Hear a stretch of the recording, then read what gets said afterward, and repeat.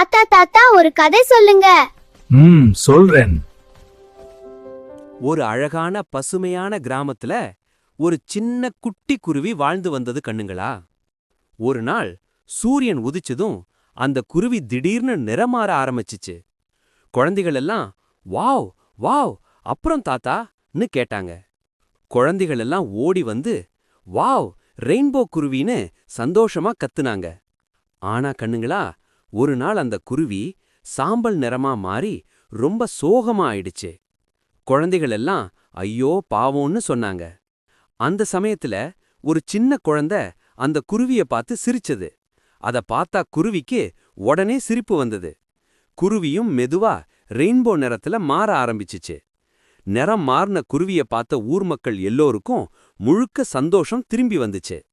கண்ணுங்களா, சிரிப்பு இருந்தா வாழ்க்கை முழுக்க நிறம் இருக்கும். கதை எப்படி இருந்துச்சு?